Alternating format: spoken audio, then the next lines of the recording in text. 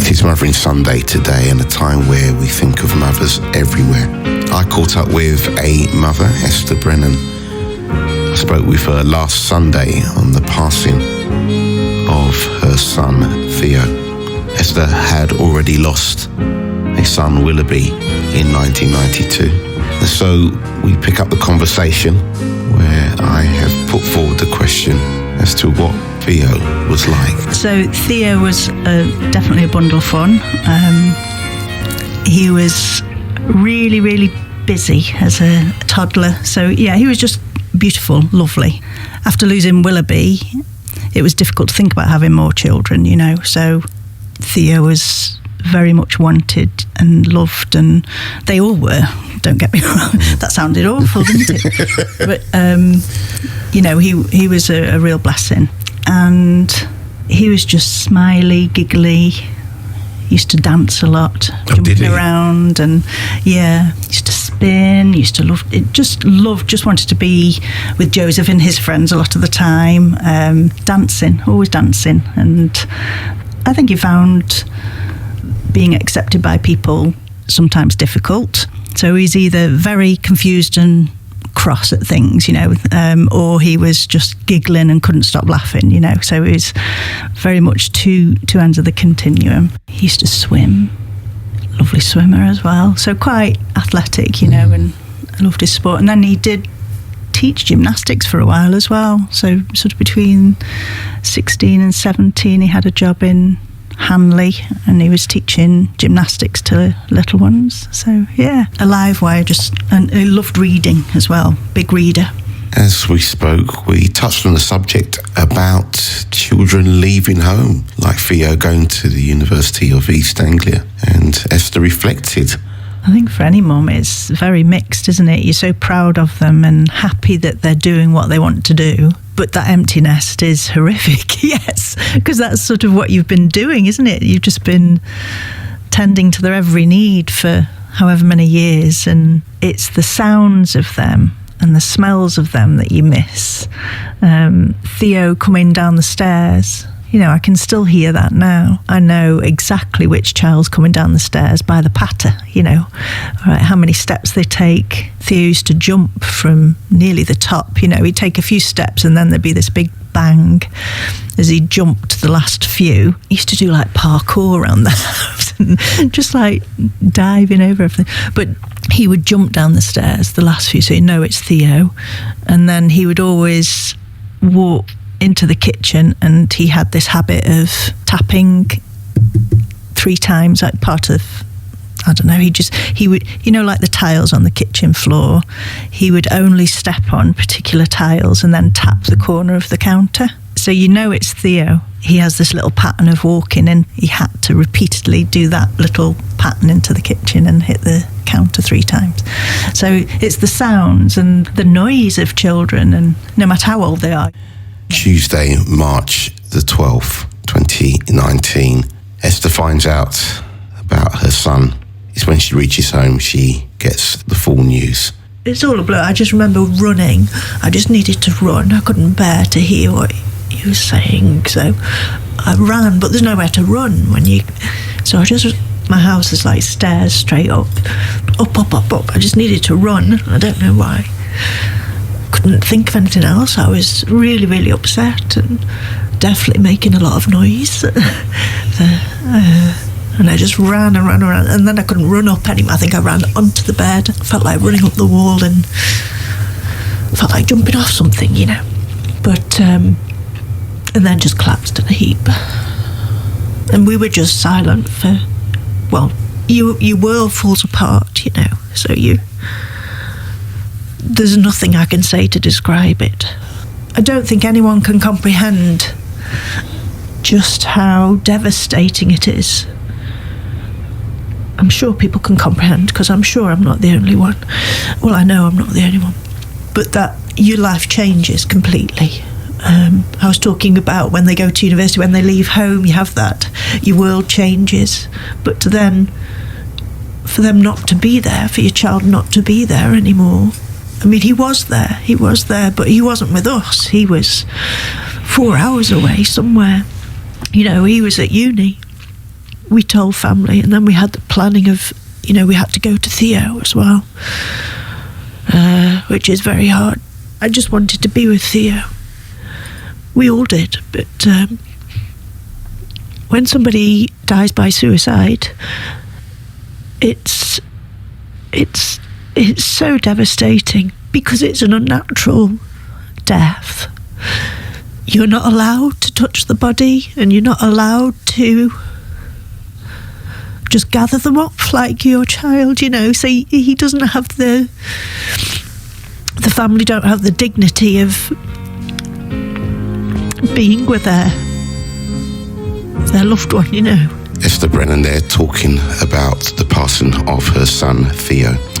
If there's anything that you've heard which may have affected you, then by all means please do go to our website bbc.co.uk action line. That's bbc.co.uk action line.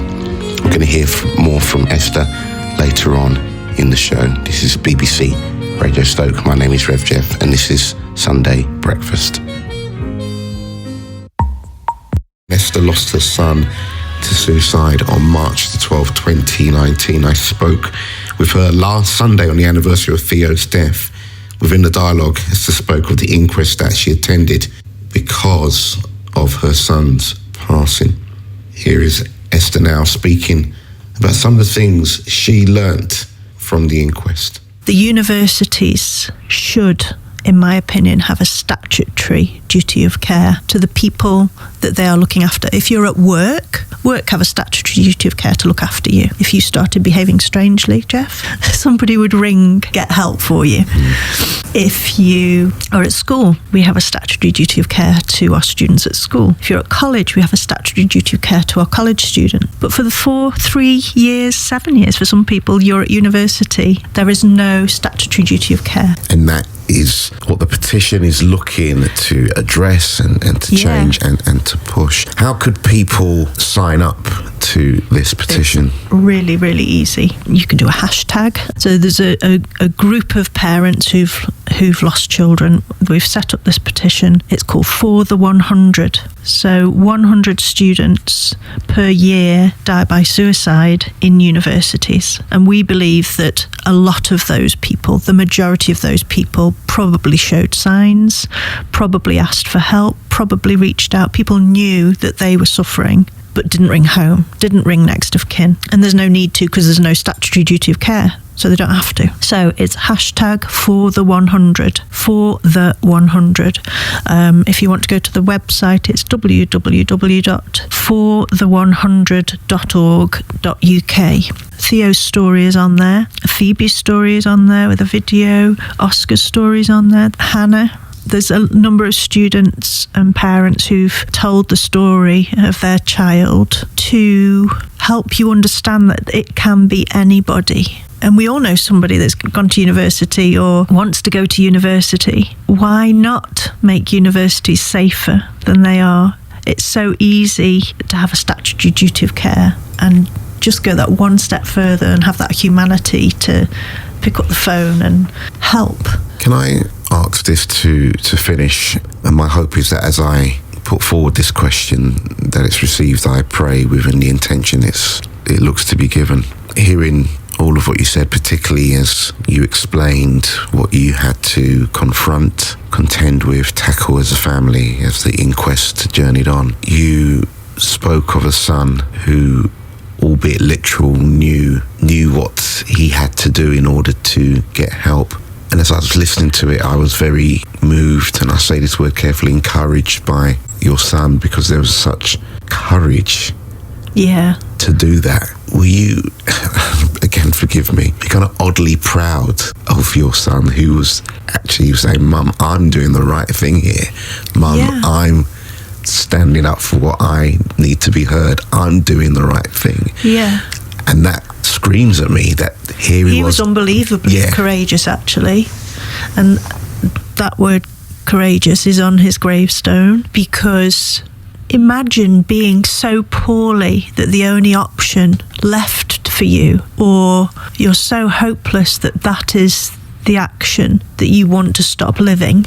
And it's not really a choice, for anybody who dies by suicide. You've reached the end of all hope.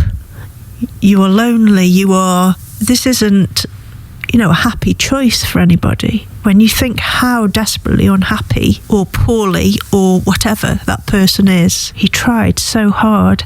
And that's why, as a family, we've sat through 3 years of inquest when we wanted to stop, but we didn't want to hear anymore. We didn't want to be told all this. We didn't want to listen to them defend their non-action.